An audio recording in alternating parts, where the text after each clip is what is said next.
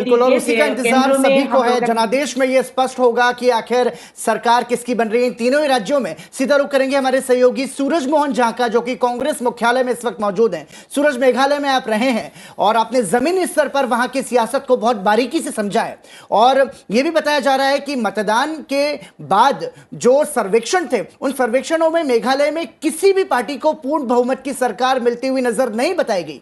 क्या फैसले वाले दिन भी ये बात सही साबित होगी? और थोड़ा सा आप कांग्रेस मुख्यालय में क्योंकि मौजूद हैं, मुझे थोड़ा बताइए, हम चर्चा लगातार कर रहे थे कि किस तरह से कांग्रेस का प्रचार स्थिति क्या देखने को मिला है चुनाव में, वहां जमीन पर तीनों ही राज्यों में, वहां मुख्यालय में फिलहाल क्या स्थिति है?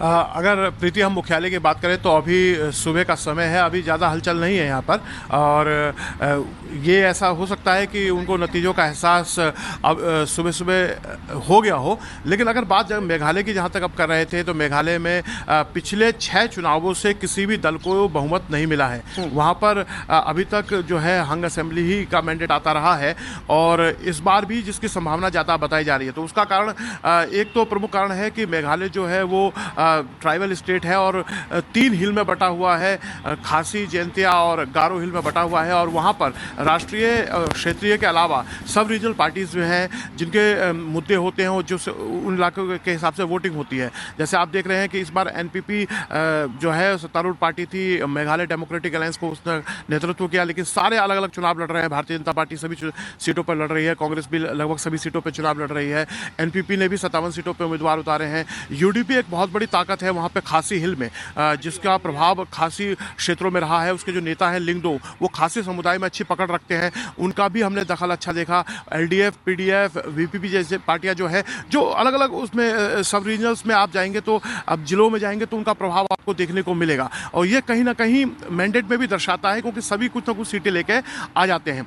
कांग्रेस वहाँ पर एक मजबूत दल रहा मेघालय में, लेकिन कांग्रेस के जो सर्वमान्य नेता थे मुकुल संगमा, वो विधायकों के साथ टीएमसी में चले गए, और कहीं ना कहीं जो एक प्रभाव था वो टीएमसी को शिफ्ट करने की कोशिश कर रहे हैं। वैसे कांग्रेस भी विंसेंट पाला के नेतृत्व में वहाँ पे काफ़ी चुनाव लड़ रही है, लेकिन हमने देखा केंद्रीय नेतृत्व ने उतनी रुचि मेघालय में नहीं दिखाई। कांग्रेस के जो स्टार कैंपेनर या बड़े नेता हैं राहुल गांधी, वो एक ही बार वहाँ गए। उसके अलावा कांग्रेस के अध्यक्ष मल्लिकार्जुन खड़गे भी वहाँ एक ही बार गए। तो केंद्रीय नेतृत्व ने एक बेरुखी वहाँ पर दिखाया, जबकि पिछली बार 21 सीटों और 29% वोट के साथ मेघालय की सबसे बड़ी पार्टी कांग्रेस ही थी। लेकिन इस बार ऐसे वो चुनाव लड़ रही है जैसे वो बेमन वाला मामला हो जाता है, स्थानीय स्तर पर मजबूती से लड़ रहे हैं, लेकिन केंद्रीय नेतृत्व की बेरुखी है। उसके उनसे ज्यादा बेहतर तरीके से टीएमसी मुकुल संगमा के नेतृत्व में चुनाव लड़ रही है। लेकिन भारतीय जनता पार्टी की जहां तक बात करें तो नॉन ट्राइबल जो वोटर है उसमें उसको लेकर काफी उत्साह है, और प्रधानमंत्री ने रोड शो किए तुरा और शिलोंग में। उसके अलावा गृह मंत्री ने, अमित शाह ने, जो वहां पर नॉन ट्राइबल्स को भरोसा दिया कि वो सुरक्षा देंगे जो गैर आदिवासी समुदाय के वहाँ लोग हैं, तो ये भी वहाँ क्लिक करता हुआ दिख रहा है। उसके अलावा कर्नाड संगमा अपने 5 साल के कामकाज के सिलसिले में घूम रहे हैं। और मैं एक चीज बताना चाहूंगा, कर्नाड और मुकुल दोनों गारो हिल से आते हैं, और बीते 13 सालों से अभी तक वहां गारो हिल से ही मुख्यमंत्री बनते रहे हैं। लेकिन खासी जो हिल्स है और जैंतिया हिल है, वहां पे एक बहुत बड़ा मुद्दा ये बना है, जिसको यूडीपी, पीडीएफ, एलडीएफ, पीपी जैसी खासी समुदाय को रिप्रेजेंट करने वाली पार्टियों काफी भुना रही थी कि इस बार मुख्यमंत्री खासी समुदाय से होना चाहिए। इसलिए कर्नाड संगमा को कहीं ना कहीं मजबूर होकर अपनी पार्टी से कहलवाना पड़ा कि अब तक मुख्यमंत्री का चेहरा तय नहीं हुआ, जबकि वो अभी सिटिंग सीएम है। उन्होंने कहा कि मुख्यमंत्री बनने के बाद तय होगा कि मुख्यमंत्री खासी होगा, जैंतिया होगा या फिर गारो होगा, लेकिन होगा मेघालय से। उन्होंने वहां पे आउटसाइडर वर्सेस मेघालयन का भी कार्ड खेला। उन्होंने कहा कि बंगाल से पार्टी आ रही है, दिल्ली से पार्टी आ रही है, लेकिन मेघालय को बेहतर तरीके से मेघालय का ही कोई व्यक्ति मेघालय की पार्टी चला सकती है। तो ये भी मुद्दे वहां हमें देखने को मिले। उसके अलावा जो सब रीजनल पार्टी हैं, यूडीपी वगैरह, वो बड़ी प्रमुखता से वहां चुनाव लड़ रही हैं। जो स्थानीय मुद्दे हैं, इनर परमिट लाइन जैसे मुद्दे भी वहां में देखने को मिले। जो प्योरली जो ट्राइबल इलाके हैं वहां पर इन मुद्दों को युवाओं में काफी उठाया जा रहा था कि मेघालय में जो इनर परमिट लाइन है वो लागू होना चाहिए। तो बहुत सारे मुद्दे हमें देखने को मिले पराक्रम और प्रीति वहां पर। और अब देखते हैं किस तरह का मैंडेट आता है। जो 6 बार से तो वहां पे जनादेश किसी को स्पष्ट नहीं आया, इस बार ऐसी उम्मीद करते हैं, लेकिन जिस हिसाब से लड़ाई सब अलग अलग तरीके से लड़ रहे हैं और सब प्रमुखता से लड़ रहे हैं, तो ऐसी ही उम्मीद जताई जा रही है कि इस बार भी जो है स्पष्ट बहुमत किसी को नहीं आएगा और वहां पर कोई अलायंस अलायंस की ही सरकार देखने को मिलेगी। लेकिन सूरज, हमने देखा कि मेघालय का नेतृत्व जो है वो क्षेत्रीय दलों के हाथों में रहा है, और इन सब के बीच में जो कॉनराड संगमा के नेतृत्व वाली पार्टी एनपीपी है, क्या समझा जाए उसकी स्थिति को? क्या वो बड़ी चुनौती दे सकती है? क्या वो एनपीपी जो पार्टी है वो ऐसी पार्टी बन सकती है जो कि सबसे ज्यादा सीटें लेकर के मेघालय में सामने आए?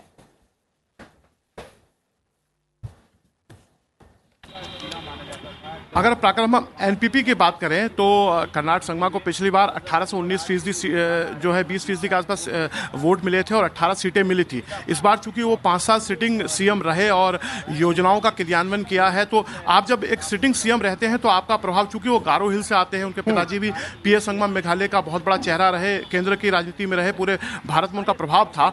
ऐसे में कर्नाटक संगमा अपना जो दायरा है वो गारो से खासी और जयंतिया हिल में ले गए हैं। और एक पार्टी, अगर हम राष्ट्रीय पार्टियों के अलावा बात करें, कांग्रेस और बीजेपी के अलावा, तो क्षेत्रीय दलों में एनपीपी एक ऐसी पार्टी थी जो तीनों हिल में बराबर दिख रही थी, चुनाव लड़ते हुए नजर आ रही थी। एक सिटिंग एमएलए होने का जो फायदा होता है, क्योंकि 5 साल आपके पास सिस्टम है, व्यवस्था है और योजनाओं का जो क्रियान्वयन है उसके तहत आपके पास एक कैडर खड़ा होता है, तो कहीं ना कहीं एनपीपी एक ऐसी फोर्स के तौर पर वहां पर है जो पूरे मेघालय में चुनाव लड़ती हुई नजर आ रही है। और उसको चुनौती देने के लिए ही हम एक तरह से कह सकते हैं कि मुकुल संगमा, चूंकि खुद भी गारो हिल से आते हैं, वो भी 8 साल से ज्यादा मुख्यमंत्री वहां पर रहे हैं, और वो भी चूंकि 8 साल वो भी मुख्यमंत्री रहे, तो उनका भी प्रभाव पूरे मेघालय में रहा है। इससे पहले वो कांग्रेस में थे, लेकिन अब वो टीएमसी में आ गए हैं, तो वो भी अपने प्रभाव का इस्तेमाल कर रहे हैं। तो कहीं ना कहीं ये देखने को होगा कि एनपीपी का प्रभाव है और एनपीपी सबसे बड़े दल के तौर पर उभर सकती है, ऐसा अभी लग रहा है। लेकिन इन सबके साथ साथ सूरज, स्थिति को हम कैसे समझें? क्योंकि देखिए, जनता जो है वो स्थानीय मुद्दों पर अपने मताधिकार का प्रयोग करती है। जब बात हम विधानसभा चुनाव की कर रहे हैं और मेघालय की स्थिति की कर रहे हैं, तो क्या समझें कि विकास की पटरी पर मेघालय कितना ज्यादा आगे बढ़ा है? क्या यही आधार होगा इस बार के जनादेश का भी?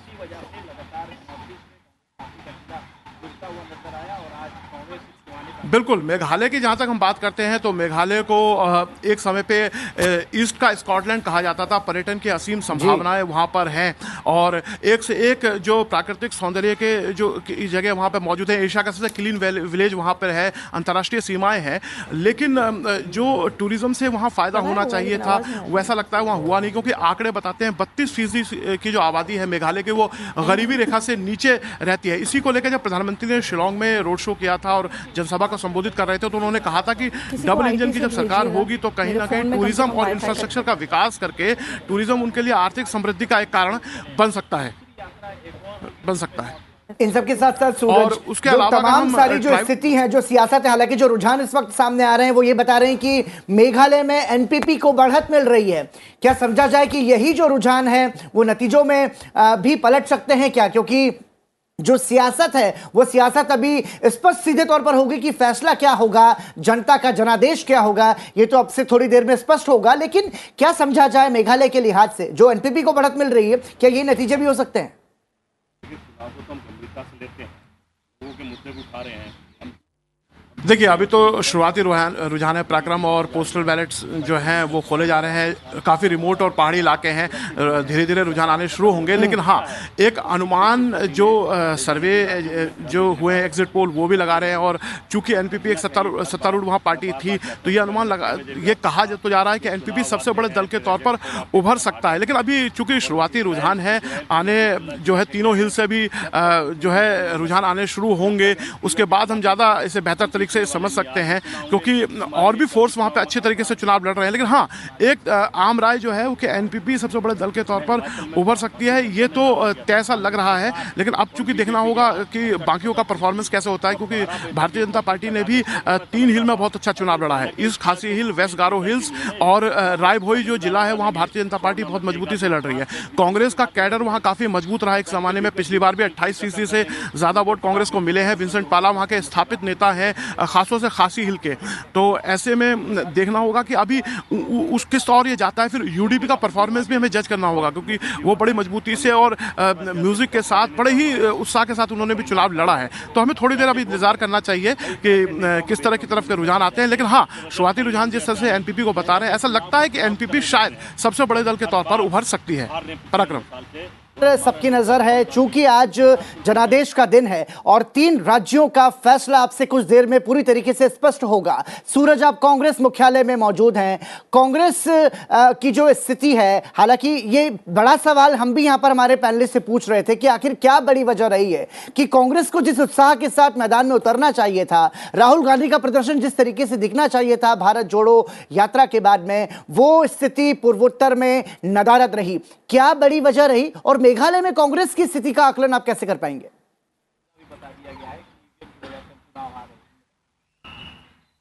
देखिए, सबसे ज़्यादा समय तक मेघालय में राज कांग्रेस ने ही किया था। उसके पास गैलेक्सी ऑफ लीडर्स वहाँ पर मौजूद थे और कुछ सालों पहले तक ऐसा लगता था कि वहाँ पे कांग्रेस ही सबसे बड़े फोर्स के तौर पर रहेगी। तो पिछली बार के भी अगर हम देखें कि मेघालय डेमोक्रेटिक अलायंस से 5 साल सरकार चलाई, लेकिन सबसे ज़्यादा सीटें कांग्रेस की ही 21 आई थी और वोट प्रतिशत भी उसका 28 से 29% के आसपास रहा था, जो बताता कि पैन मेघालय पार्टी अकेली कांग्रेस ही थी। लेकिन कांग्रेस का दुर्भाग्य कहिए कि मुकुल संगमा जो उसके सबसे स्वीकार नेता थे, उन्होंने पार्टी छोड़ दी, साथ में वो विधायकों को ले गए। 21 पार्टी वाली कांग्रेस पार्टी आज विधानसभा में वहां 0 पर पहुंच गई थी और जिस तरह से वहां नेताओं का अभाव हुआ, विंसेंट पाला शिलोंग से कई बार सांसद रहे, उनके नेतृत्व में चुनाव तो लड़ा, लेकिन केंद्र को जिस तरह से मजबूती से लड़ना चाहिए था अपने उस टर्फ पे, अपने उस मैदान पे, चूंकि उसका अपना क्षेत्र है, वहां की जो सामुदायिक और जो डेमोग्राफिक सिचुएशन है वो कांग्रेस के मुफीद है, उसके बावजूद भी कांग्रेस ने जिस तरह से वहां पे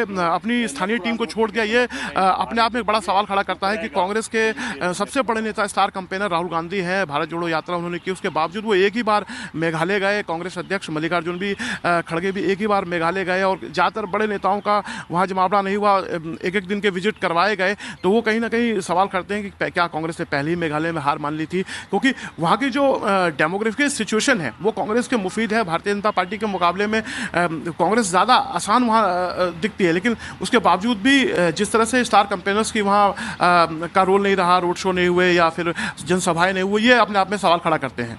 पराक्रम। Absolutely. You're right, Suraj. The fact that, it's been extremely concerning the manner in which the Congress did not even try to campaign aggressively as much as the other opposing parties. Its entire flock of elected representatives actually migrated to the other parties and they contested under separate banners. But the fact that the party still did not try to work as much as it should have. So we'll continue to discuss on the other aspects of where the Congress stands in a region where it was in power for so many years. Welcome to this broadcast, viewers. I'm Tina. With me is my colleague Pratibim. And it's been 1 hour into the counting in these 3 very important northeastern states of Meghalaya, Nagaland and Tripura. And going by the trends so far, it seems that the BJP is set to, witness a landslide victory, larger than what it saw in the previous elections in Tripura. In Meghalaya, as the exit polls predicted, it's going to be a hung assembly. In Nagaland, the BJP and NDPP going to once again form the government if the current trends continue. Hold on for the day. जी हाँ, 2 विशेषज्ञ मेहमान हमारे साथ जुड़े हुए हैं, राम नारायण श्रीवास्तव, वरिष्ठ पत्रकार, और सुधीर कुमार सिंह, राजनीतिक विश्लेषक। आपसे जानना चाहेंगे राम नारायण श्रीवास्तव जी, मेघालय का जो रुझान है वो चौंकाने वाला है या फिर त्रिपुरा का? देखिए, दोनों ही रुझान चौंकाने वाले नहीं हैं। एग्जिट पोल अनुमानों में भी इसी तरह की बात कही गई थी और जो स्थितियां दोनों राज्यों की हैं उनमें भी यही बात सामने आ रही थी कि मेघालय में एक बार फिर से त्रिशंकु विधानसभा की स्थिति बनेगी। वहीं त्रिपुरा में भाजपा और जो IPFT का गठबंधन था उसको बहुमत मिलने की पूरी संभावना व्यक्त की जा रही थी, क्योंकि विपक्ष में जो गठबंधन था उसकी क्रेडिबिलिटी बहुत कम थी। केवल ट्राइबल एरिया में एक नई पार्टी खड़ी हुई थी, प्रद्योत देव बर्मन की, त्रिपुरा में था, उसने अपना अच्छा प्रदर्शन किया, वो उसमें भी दिखाई दे रहा है। तो दोनों राज्यों के बारे में जिस तरह के आकलन थे, जो अनुमान थे और जो बातें लगातार कही गई थी, जो राजनीतिक विश्लेषक भी कह रहे थे और ग्राउंड पर भी दिख रहा था, वही चीज़ें सामने आ रही हैं। लेकिन सुधीर कुमार जी, मैं जो है बीजेपी के परिप्रेक्ष्य में पूछने वाला था, क्योंकि 2 सीटों पर बीजेपी सिमट गई थी। मेघालय की अगर बात करें, 2 से अगर 10 पहुंचती है, अकेले चुनाव लड़कर पहुंचती है, तो कितना बड़ा गेन है बीजेपी के लिए? देखिए, बहुत बड़ा गेन है। जो मेघालय का डेमोग्राफी है वो बीजेपी के हिसाब से मुफीद नहीं है। इसके बावजूद बीजेपी जो अभी 1 घंटे में प्रदर्शन करती हुई दिख रही है, वो पीछे जो भी 2-3 सीटें थी बीजेपी का, उससे बहुत बड़ा हाई जंप है। लेकिन अभी एक इनिशियल ये दौर है और निश्चित तौर पर नागालैंड और त्रिपुरा में बीजेपी अपने पिछले 2018 के चुनाव का जो भी परिणाम था उसको बेहतर या बराबर करती हुई नजर आ रही है। त्रिपुरा में जहां बहुत बड़ा एक उलटफेर की संभावना लेफ्ट कांग्रेस गठबंधन से हुआ, अब ये अजीब सा विरोधाभास है कि केरल में लेफ्ट और कांग्रेस अलग अलग लड़ रहे हैं, विपरीत पोल हैं, बुरी तरीके से जूझ रहे हैं। त्रिपुरा में उन्होंने अलायंस कर लिया। ऐसा राजनीतिक अवसरवाद तो शायद ही देखने में मिलता है कि एक ही देश में अलग अलग राज्यों में कहीं आप दोस्त हैं कहीं दुश्मन हैं, लेकिन जनता ने इसको रिजेक्ट किया। अब ट्राइबल वोट पर काफ़ी रुझान था त्रिपुरा में कि वो किधर को जाएंगे, उन्होंने थोड़ा अच्छा किया है, लेकिन बीजेपी ने अपना बहुमत बरकरार रखते हुए मुझे लगता है 35 से 40 सीट के बीच बीजेपी फाइनल रहनी चाहिए। और नागालैंड में पीछे जो 2018 में परिणाम थे उससे बेहतर होंगे। मेघालय हंग असेंबली होगा, लेकिन एनपीपी एक सिंगल लार्जेस्ट पार्टी के तौर पर उभरेगी, क्योंकि मुख्यमंत्री कोनार्ड काफ़ी यंग हैं और उनके पिता की भी विरासत है, तो और उन्होंने थोड़ा विस्तार किया है। चूंकि अब मेघालय की राजनीति को देखें तो मुझे लगता है कि एक साल में 1.25 और 1.5 कभी कभी का रेशियो बनता है मुख्यमंत्री बदलने का, तो 5 साल की स्टेबिलिटी भी अपने आप में मायने रखती है। लेकिन फिर भी बीजेपी 2 सीट जहां थी उससे एक हिमालयन जंप की तरफ बढ़ रही है और बीजेपी के लिए बहुत ही अच्छा रहने वाला है। In fact, Professor, if you try and understand the fact that 10 years ago, if you look at the region, the BJP was nowhere. What has made the BJP today into a formidable force? The fact that it chooses to contest all by itself in Meghalaya on almost all the seats. In Tripura, it is set to, and if the trends hold on, they are set to post a bigger victory than they did the last time around. So, apart from the fact that the thrust of this government on the northeast region, but the schemes that they have actually put on ground, the connect that they have established with people in the region. See, as welfare measures are important for any part of the country, it is important for Northeast also. It is more important for the Northeast because Northeast was not well connected. Roads were not good. Tourism was not, good. Corona pandemic had further damaged it. But Prime Minister Modi himself visited more than 50 times since last 5 years to the Northeast, and every 15 days, one minister of Modi government remains in the Northeast. And if you go physically to Northeast, highways are like world-class highways. It is very important region because it connects physically India to Southeast Asia. Myanmar, we have 1600 kilometer long border, and Prime Minister Modi government has given a new thrust over Northeast, and peace which was remote in Northeast, particularly in Manipur and Nagaland due to Naga problem, that has been largely resolved. Final agreement has yet to be done. But those things have given a new aspiration to the people of Nagaland.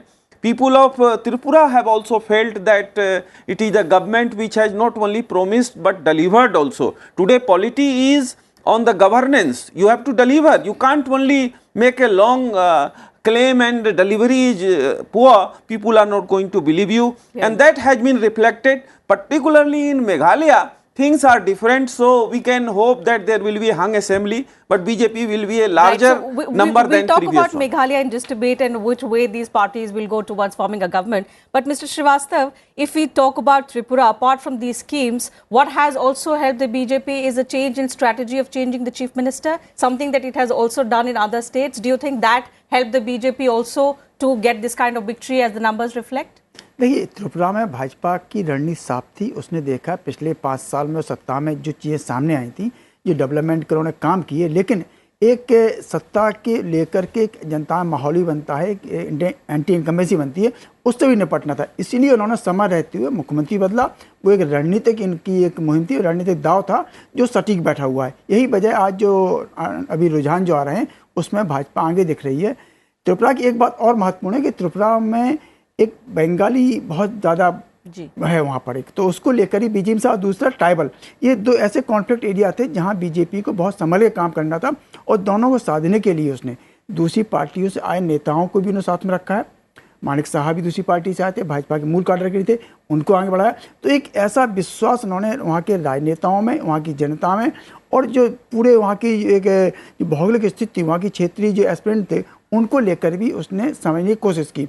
तो समय समय पर बदलाव करने की वजह से भाजपा को वहाँ पर बड़ा फायदा हुआ है। और देख रहा है जो IPFT जिसको उसने केवल 5 सीटें दी हैं, वो इसलिए देनी पड़ी क्योंकि उनको अपने सहयोगियों को वो नाराज नहीं करना चाहते थे। अन्यथा भाजपा अपनी दम पर भी इस स्थिति में वहाँ प्रति कि वो पूर्ण बहुमत हासिल कर प्रोफेसर लेती। सिंह, त्रिपुरा में ट्रेडिशनली अगर देखें तो ट्राइबल सीट्स कहाँ जा रही थी? इस बार एक तीसरी पार्टी है त्रिपुरा मोथा, कंपैरेटिवली हम देख रहे हैं कि काफी अच्छा परफॉर्म कर रहे हैं। उन्होंने एक ग्रेटर त्रिपुरा लैंड का डिमांड भी किया है, बट ट्रेडिशनली त्रिपुरा में जो भी ट्राइबल्स वोट्स रहे हैं वो कौन सी पार्टी की तरफ गए हैं? देखिए, ग्रेटर त्रिपुरा की उन्होंने मांग की है, निर्माण नहीं किया है। दरअसल ट्राइबल वोट त्रिपुरा में लगभग 30% के करीब है और वो इम्पोर्टेंट है। ऐसा माना जा रहा था कि वो पोलराइज होगा मोथा पार्टी के पास, जो वहाँ का राजवंश है, उनके एक वारिस उसको लीड कर रहे हैं, लगभग उसी अनुमान पर चला। लेकिन आप एक लार्जर सेंस में देखिए कि अगर ट्राइबल वोट जो है ये कांग्रेस और लेफ्ट अलायंस को जाता तो मुकाबला बहुत कांटे का हो जाता। तो कहीं न कहीं ट्राइबल वोट जो जिस तरह से रुझान दिख रहे हैं, मुझे लगता है कि ट्राइबल वोट जो है वो गया है उधर ट्राइबल पार्टी के पास, तो वो कहीं न कहीं बीजेपी को उसने इनडायरेक्टली हेल्प किया है। वोट जो अपोजिशन का है वो डिवाइड हुआ है। फिर गवर्नेंस बहुत अच्छा दिया है। 1 साल पहले मुख्यमंत्री बदले, कुछ टिकटें भी बदली, इनकम्पिटेंट एमएलएस को हटाया, नए चेहरे डाले, तो इन चीज़ों से भी असर पड़ा है काफ़ी। और सीधा रुख करते हैं अपने सहयोगी पवन कुमार शर्मा का, जो कि नागालैंड में मौजूद हैं। नागालैंड लगातार आपने मतदान को कवर किया, कैंपेन कवर की, क्या उसी तरीके से रुझान आ रहे हैं पवन? प्रतिबिंब जैसा एग्जिट सर्वे में जो है वो पोज में सामने आया, उसी तरह के रुझान अभी हैं। अगर 60 सीटों पे रुझान जो है नागालैंड में सामने आ गए हैं। एक विशेष बात यहाँ है प्रतिबिंब ये कि जो यहाँ की सारी सीटें हैं उनमें जो वोटर्स हैं वो कम हैं। सबसे बड़ी सीट में सिर्फ 59,000 वोट हैं और 25,000 से लेकर 59,000 के बीच में जो है ये वोटर्स हैं एक एक सीट पे। तो ये जल्दी मतगणना जो है उसके राउंड पूरे हो रहे हैं, अब शुरू हो गए हैं। तो ट्रेंड 60 की 60 के आगे है। इसमें 50 से ज्यादा पवन आपको रोकेंगे, वापस आपके पास आएंगे। G20 देशों के विदेश मंत्रियों की बैठक दिल्ली में आयोजित हो रही है। प्रधानमंत्री नरेंद्र मोदी का बैठक को संबोधित करने का कार्यक्रम है। आइए आपको सीधे लिए चलते हैं इस कार्यक्रम में। Future for its G20 presidency. It signals the need for unity of purpose and unity of action.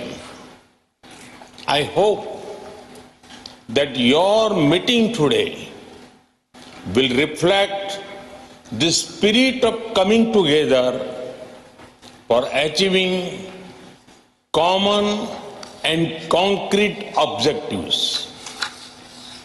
Excellencies, we must all acknowledge that multilateralism is in crisis today. The architecture of global governance created after the Second World War was to serve two functions. First, to prevent future wars by balancing competing interests. Second, to foster international cooperation on issues of common interests. The experience of the last few years, financial crisis, climate change, pandemic, terrorism, and wars clearly shows that global governance has failed in both its mandates.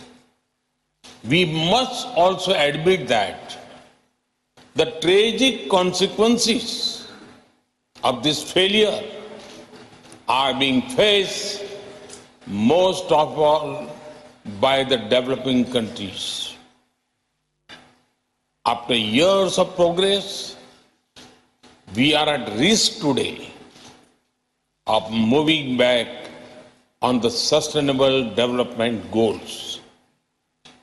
Many developing countries are struggling with unsustainable debt while trying to ensure food and energy security for their people.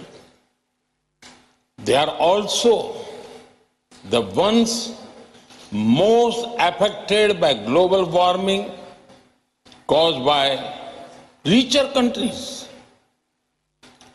This is why India's G20 presidency has tried to give a voice to the global south. No group can claim global leadership without listening to those most affected by its decisions. Excellencies, you are meeting at a time of deep global divisions.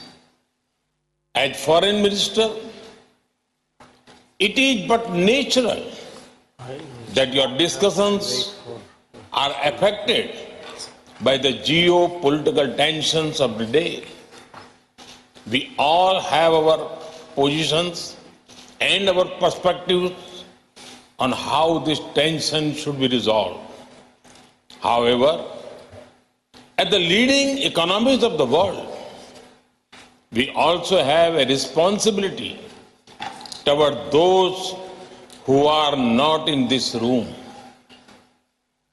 The world looks upon the G20 to ease the challenges of growth, development, economic resilience, disaster resilience, financial stability, transnational crime, corruption, terrorism, and food and energy security. In all these areas, the G20 has capacity to build consensus and deliver concrete results. We should not allow issues that we cannot resolve together to come in the way of those we can.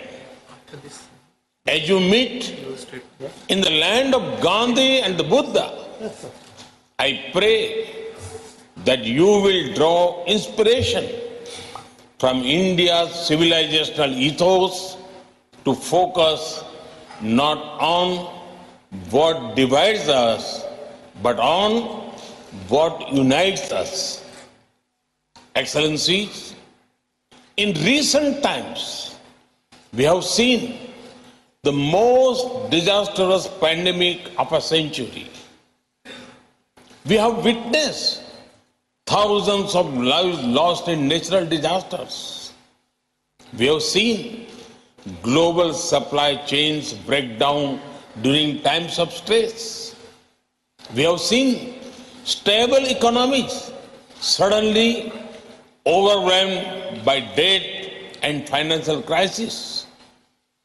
These experiences clearly show the need for resilience in our societies, in our economies, in our healthcare systems, and in our infrastructure. The G20 has a critical role to play in finding the right balance between growth and efficiency on one hand and resilience on the other. We can reach this balance more easily by working together. That is why your meeting is important. I have full trust in your collective wisdom and ability. I am sure that today's meeting will be ambitious, inclusive, action-oriented, and will rise above differences. I thank you and wish you all the best for a productive meeting.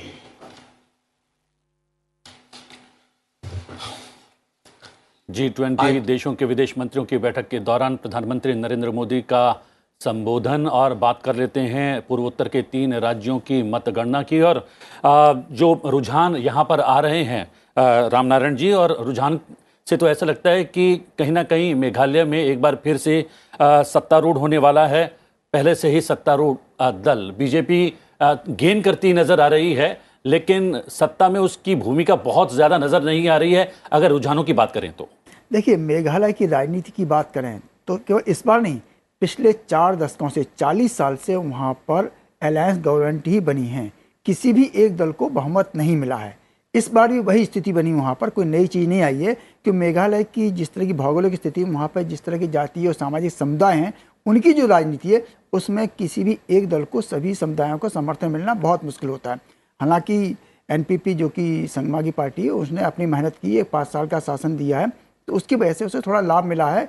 लेकिन भाजपा की जो बढ़त हुई 2 seat पे थी, भाजपा को 2 seat कितनी मुश्किल से मिली थी पिछली बार, वो देखा हुआ।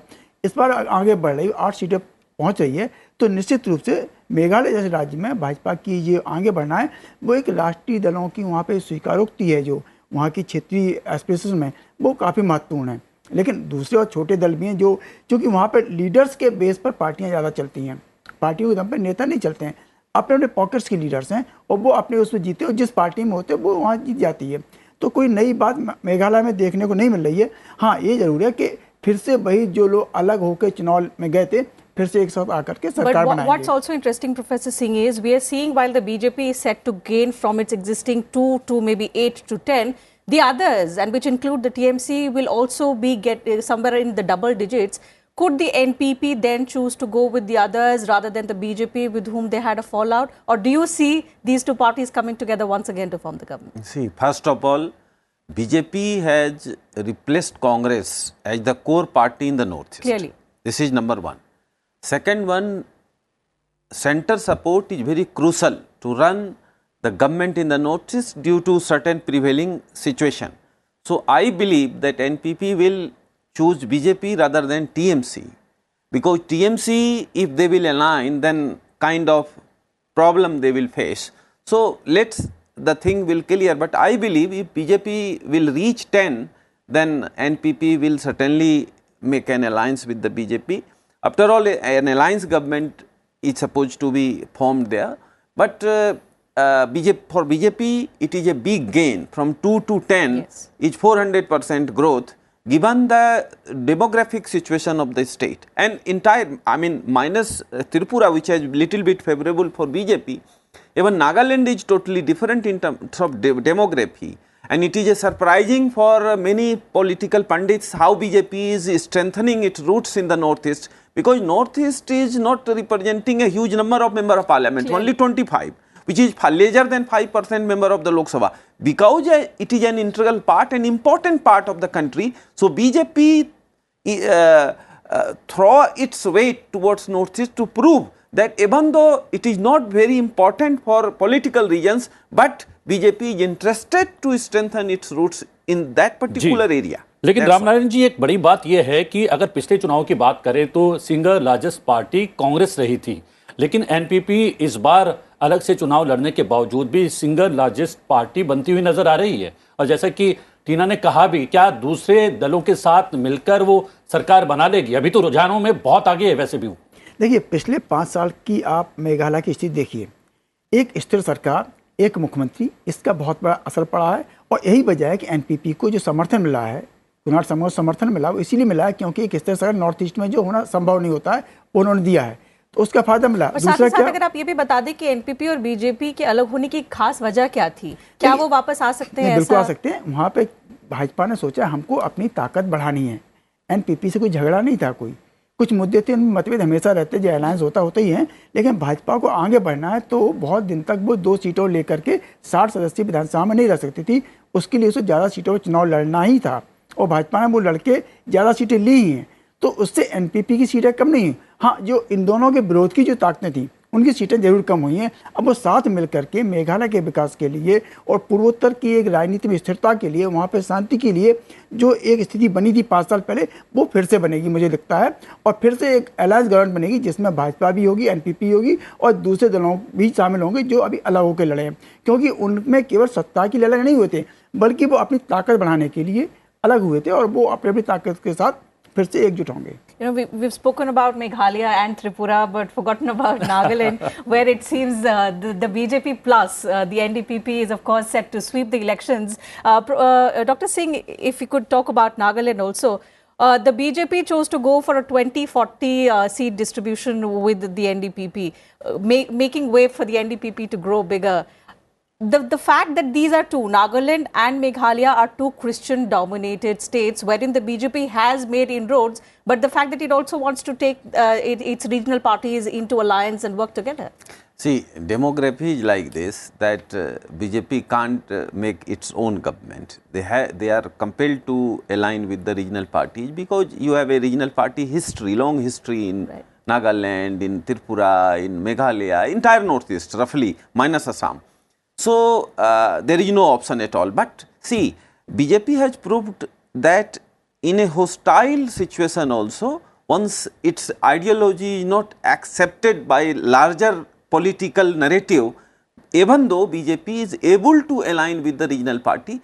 So it is a big success of BJP's management skill, accommodation of regional aspirations into the mainstreaming political area. That is very important for the country's integration, country's unity, because BJP is not running the government only. BJP is also developing the country, and this, I mean, northeastern election and BJP accommodation of regional party. In fact, as we speak, Professor Singh, we can see the numbers, the trends reflecting on our screens. The BJP NDPP set to get about 43 plus as far as the current trends reflect, Pratibim. One more, Tinaji, one more thing, that Prime Minister Modi kept saying that sabka saath, sabka vikas. So it is not a slogan, it is not a political slogan. It has been transcended into the reality in case of Nagaland, in the case of Meghalaya, in the case of Tripura, which is far-flung area, politically not very important for the central politics, but Prime Minister Modi and his government is giving back to Tripura, Mr. Singh. Look at the screen. Tripura Motha getting about 9 seats as far as the current trends reflect. The left about 22, and the BJP plus, which includes the IPFT, is about 28. So, of course, the numbers have come down a bit. These are early trends, Pratibim, but the growth that the Tripura Motha has seen is something that is quite significant for a relatively new party. Mr. Srivastava. देखिए, त्रिपुरा मोथा का जो गठन हुआ था उसके अपने मुद्दे थे, रीजनल इशूज थे, ट्राइबल इशूज थे, उनको लेकर बना था। उसको भाजपा से कोई झगड़ा नहीं था, बल्कि बीजेपी के साथ अलायंस की उनकी बात चली थी। अलायंस नहीं हो पाया, कुछ सीटों को लेकर अलग बात है। इसलिए कल के दिन अगर जरूरत पड़ती है तो त्रिपुरा मोथा निश्चित रूप से भाजपा के साथ आएगी, लेकिन ऐसे तो करने की संभावना नहीं। जो जानकारी है, स्टेट की जो डिमांड है, बीजेपी उसको कितना अकोमोडेट कर पाएगी? ग्रेटर ट्रिपुरा लैंड की जो डिमांड है उस पर अड़े नहीं। दूसरी चीज़, वो डिमांड तो हमेशा रहती है और लंबे समय तक चलती है। बहुत सारी नॉर्थ ईस्ट में डिमांड रहने वाली 40 साल से डिमांड चल रही है, वो उनमें समझौते हुए रास्ते निकले, अलग बात है। क्योंकि डिमांड इसलिए है क्योंकि वहाँ उनको लगता है कि जो ट्राइबल्स है उनका डेवलपमेंट नहीं हो पाया, और अगर वो उनकी डिमांड मान ली जाएगी तो ज़्यादा बेहतर ढंग से वहाँ का डेवलपमेंट हो सकेगा। और उसी चीज़ को दूसरे रास्ते निकालेंगे, जैसे बहुत सारे ऑटोनोमस एरिया बनाए गए हैं नॉर्थ ईस्ट में, उसको बना के काम किया जाएगा तो रास्ते निकल सकते हैं।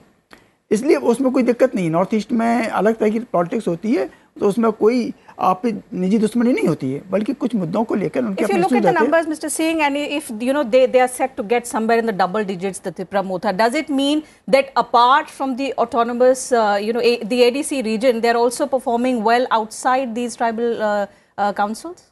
This is second hour of the counting. I do believe that BJP will get its own majority. But if it will get larger than few number of 30, then of course it is a natural alliance, because once you have a local party which have sizable number of seats which can make the government, they have certain demands like Deputy Chief Minister, particular arrangement for the tribal people, which is their sole demand. So I believe that BJP is in comfortable position in Tripura. So and roughly BJP will make its government. Ground zero से भी बात कर लेते हैं। त्रिपुरा से Manisha Paul Chaudhary, वरिष्ठ पत्रकार और चुनाव विश्लेषक, हमारे साथ जुड़ गई हैं ऑनलाइन। मनीषा जी, बहुत बहुत स्वागत है आपका। क्या कह रही है त्रिपुरा की हवा, बयार क्या कह रही है?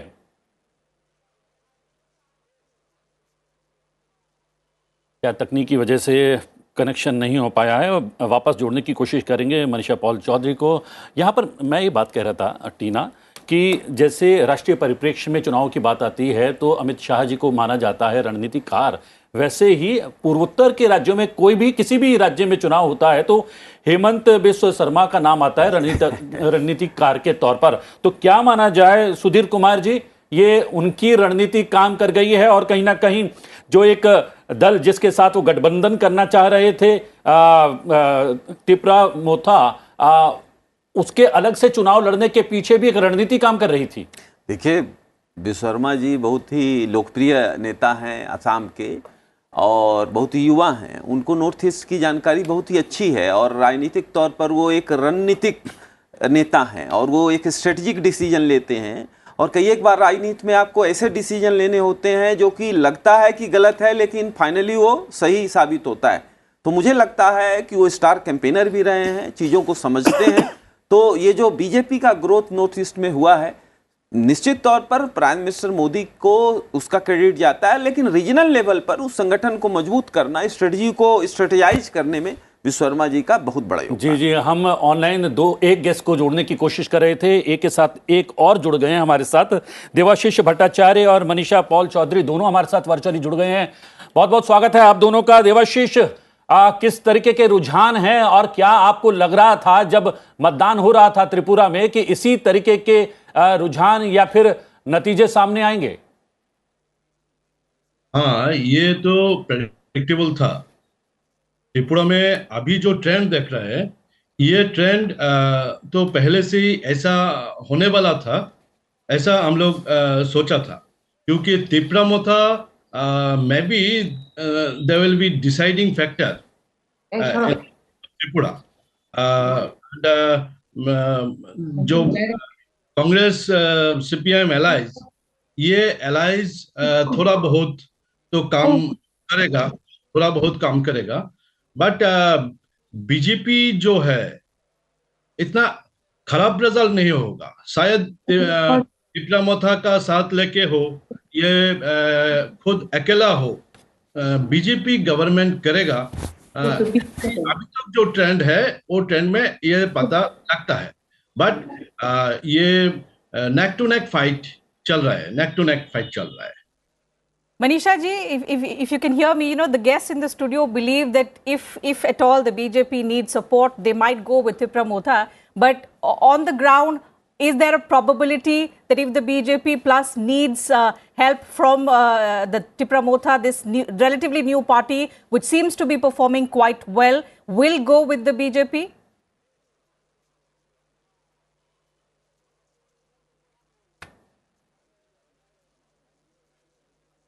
We seem to have lost connection with Manisha ji once again. I'll take the same question to Mr. Debashish.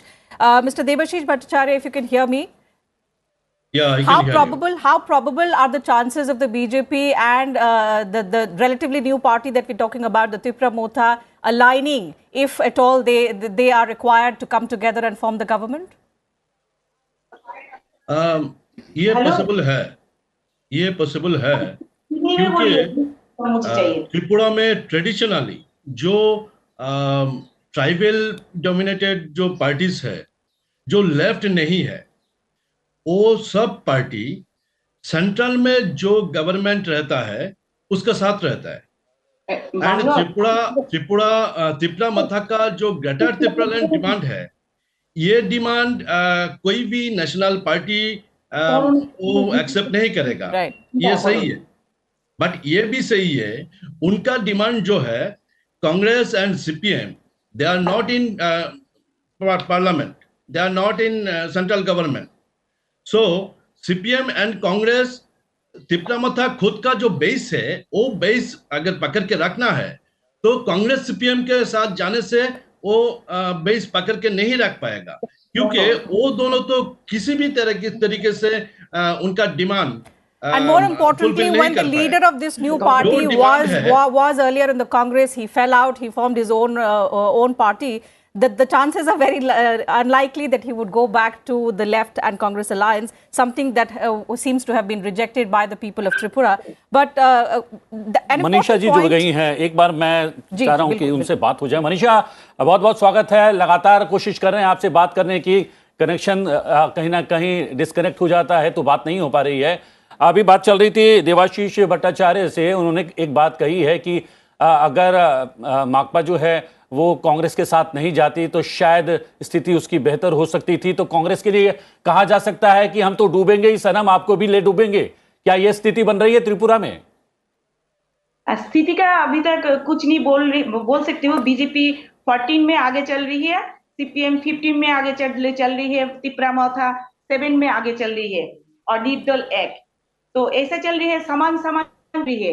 आगे क्या होगा वो द्वितीय राउंड के रिजल्ट के बाद ही हम लोग बोल सकते हैं। जो पोजीशन अभी है सीपीएम कांग्रेस का पॉजिटिव देख रही हूँ हम लोग रिजल्ट में। जो प्रथम राउंड में जो लोग आगे है, प्रथम राउंड में तो टाउन बरदली प्राय 300 ভোটে आगे है বিজেপি প্রার্থী এবং গণনা 7 রামনগর विधानसभा केंद्र बीजेपी प्रार्थी सुरजीत दत्त बीजेपी प्रार्थी आगे है। सीपीएम अभी मालूम हुआ सीपीएम 17 में आ गया।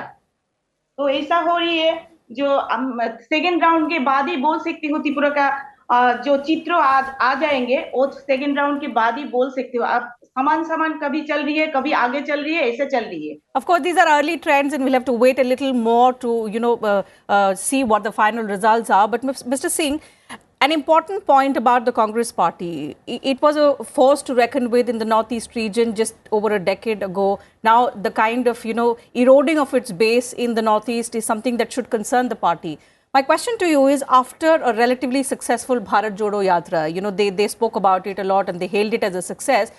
What explains the Congress's absence from the Northeast region? They did not campaign in a manner that the other parties and their competitors did.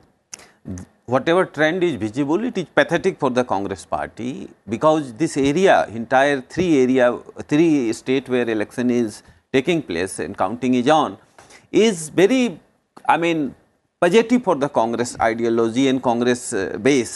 But here they are doing nothing, almost negligible.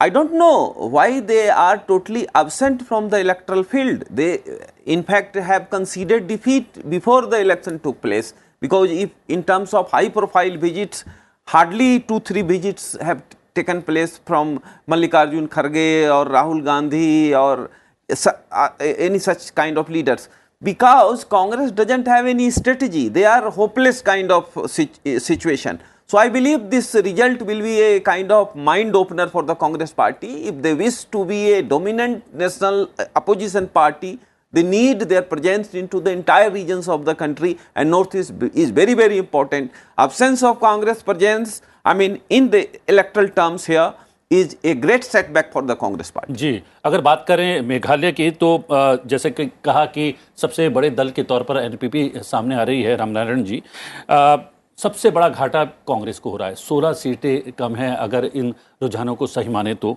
लेकिन अगर NPP को कोई टक्कर दे रहा है तो others they रहे हैं, कोई एक बड़ा दल वहां पर उनको टक्कर नहीं दे रहा है। तो ये अदर्स में कौन कौन से दल हैं जो मिलकर एनपीपी का मुकाबला कर रहे हैं? देखिए, कांग्रेस की जो स्थिति पूरे नॉर्थ ईस्ट में है, बीजेपी ने जब 2014 में सत्ता में आई थी तब उन्होंने साफ किया था हमको कांग्रेस शासन मुक्त भारत की तरफ जाना है। तो उसी रणनीति में जब काम किया गया तो पहले नॉर्थ ईस्ट को उन्होंने टारगेट किया। नॉर्थ ईस्ट को उन्होंने पूरी तरह कांग्रेस शासन से मुक्त कर दिया। किसी भी स्टेट में कांग्रेस ना अलायंस में ना खुद नंबर सत्ता में नहीं है। इन चुनावों में कांग्रेस ने उम्मीद जताई थी कि त्रिपुरा में जाकर के हम एक अलायंस बनाएंगे और वापसी कर सकते हैं, लेकिन वो उम्मीद उनकी ध्वस्त हो गई।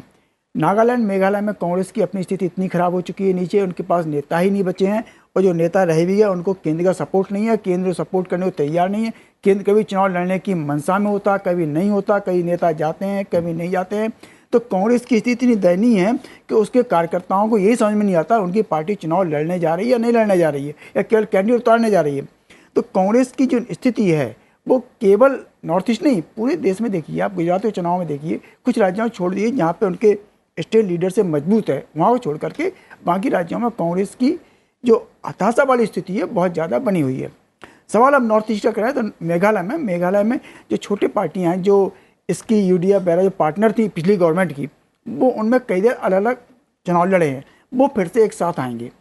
भले ही स्पष्ट बहुमत किसी को मिल जाए तब भी वो साथ में आएंगे, कि नॉर्थ ईस्ट में एक डेवलपमेंट के लिए जब गवर्नमेंट फॉर्म होती है, जो कि पिछले 5 साल 7 साल में हमने देखा है, उसमें छोटी छोटी सा पार्टियाँ जो एंटी लेफ्ट एंटी कांग्रेस उस पर प्लेटफॉर्म पर खड़ी होती हैं, वो इकट्ठी हो जाती हैं। तो मेघालय में जो भी सरकार बने, कोई भी जो भी उसका नेतृत्व करे, उसमें ये छोटे दल भी शामिल होंगे।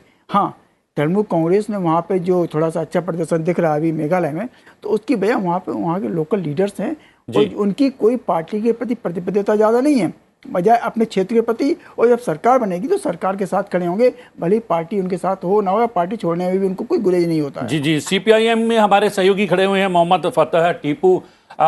टीपू, क्या वहां पर अगर CPIM के कार्यालय की बात करें तो वहां पर किसी तरीके का माहौल नजर भी आ रहा है या नहीं आ रहा है?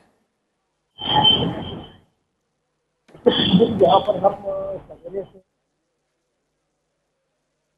लगता है नेटवर्क की कुछ दिक्कत है। जी बिल्कुल, मनीषा जी के पास चलते हैं, एक बार समझने की कोशिश करते हैं। जो रामनारायण जी ने कहा कि ये सिर्फ कांग्रेस पार्टी के लिए नहीं, ये जो अलायंस इन्होंने बनाया, लोग उसको रिजेक्ट करते हुए तो नजर आ ही रहे हैं। मनीषा जी, जो नंबर्स अभी हम देख पा रहे हैं, जिस तरह से उनकी परफॉर्मेंस रही है, पर कहीं ना कहीं ये लेफ्ट कांग्रेस का अलायंस उनके फुटवर्कर्स को भी एक्सेप्टेबल नहीं था।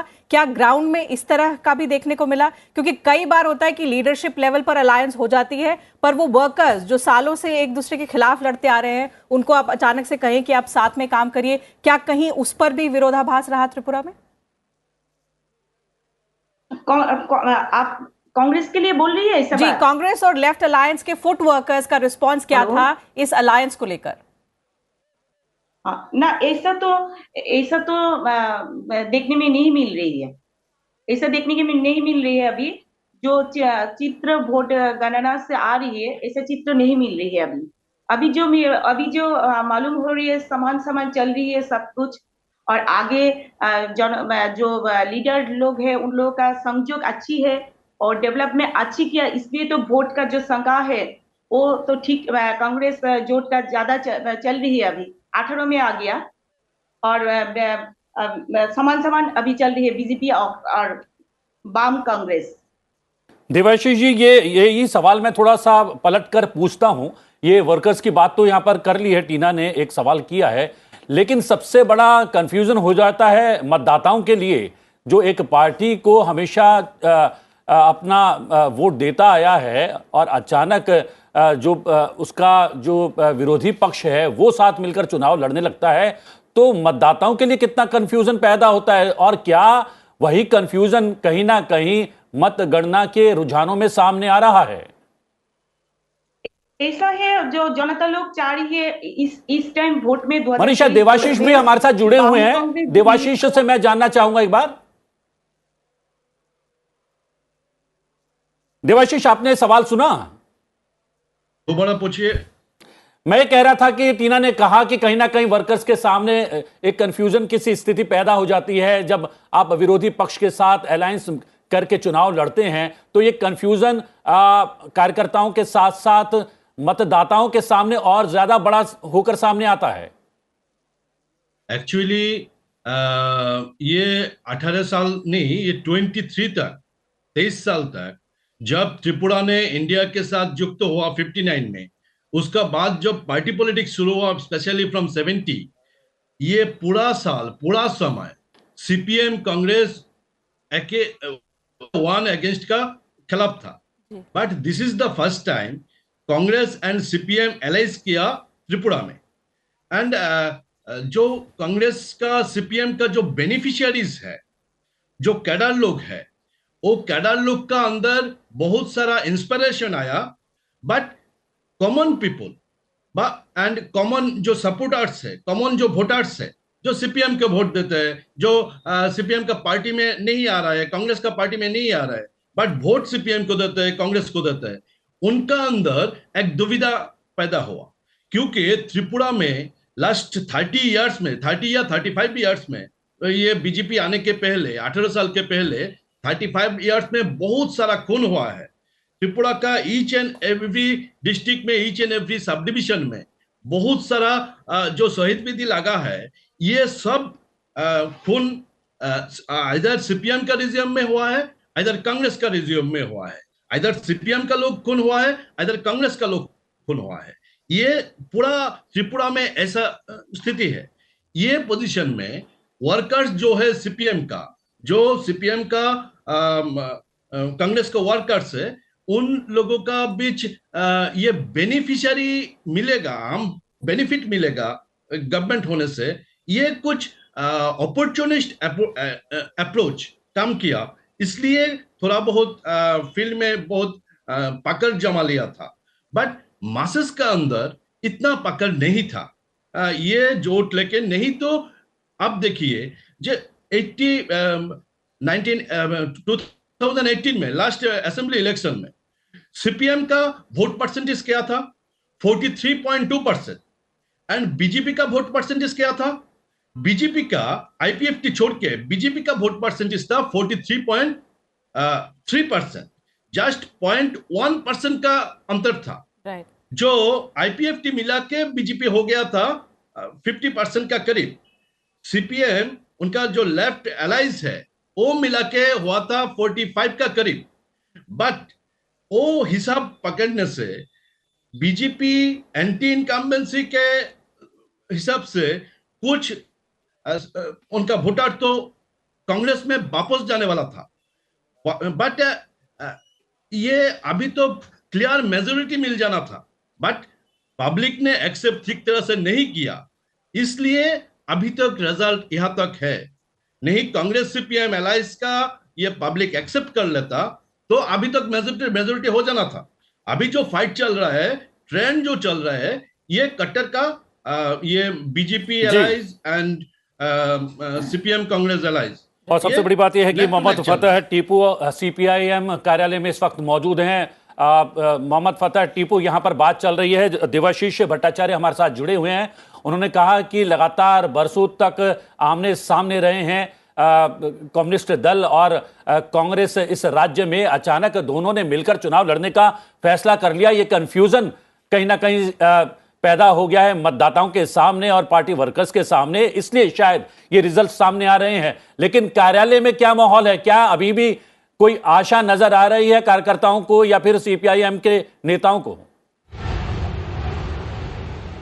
देखिए प्रतिबिंब, हम यहाँ पर सवेरे से नज़र बनाए हुए हैं, लेकिन पूरी तरीके से आप देख सकते हैं मेरे पीछे सीपीएम का बोर्ड लगा हुआ है जो लाल रंग का है और पूरी तरीके से यहाँ पर सन्नाटा है। कोई दूसरा मीडिया भी यहाँ पर मौजूद नहीं है सिवाय संसद टीवी के। जिस तरीके से हमारे तमाम पैनलिस्ट, मैं सवेरे से उनकी चर्चा और हमारे जो एंकर महोदय हैं और आप सब की इंक्लूडिंग टीना की चर्चा मैं सुन रहा हूँ। देखिए जिस तरीके से त्रिपुरा की अगर मैं बात करूँ तो वहाँ पर बीजेपी के साथ में जो गठबंधन है, उसके अलावा सीपीएम और कांग्रेस पार्टी के साथ जो गठबंधन है और जो टिपरा मोता है, उसके अलावा जो दूसरी पार्टियां हैं वो चुनाव लड़ रही। हालांकि मुकाबला वहां पर त्रिकोणीय है, लेकिन जिस तरह से आप पूर्वोत्तर के विकास की प्रतिबिंब आप बात करेंगे तो पूर्व प्रधानमंत्री अटल बिहारी वाजपेयी की मैं याद दिलाना चाहूँगा कि जिस तरीके से पूर्वोत्तर में उन्होंने एक रात बिताई थी, उसके बाद में ये संदेश दिया था कि भारत जो है पूर्वोत्तर से अलग नहीं है और बाकी भारत का रिश्ता किस तरीके से पूर्वोत्तर से होना चाहिए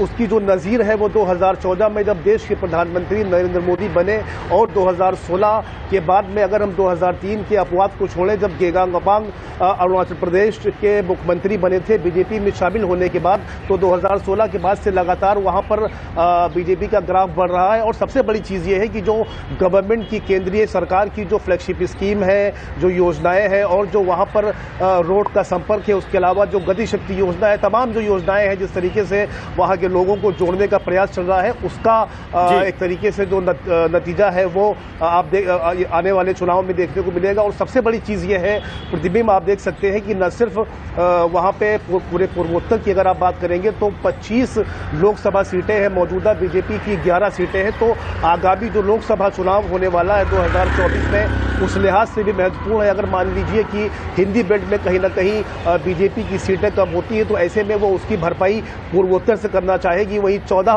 सीटें राज्यसभा की है, जो मौजूदा 8 सीटें राज्यसभा की वहाँ पर है। तो फिलहाल that's an interesting point that you make, and Dr. Singh, I would like you to come in on this.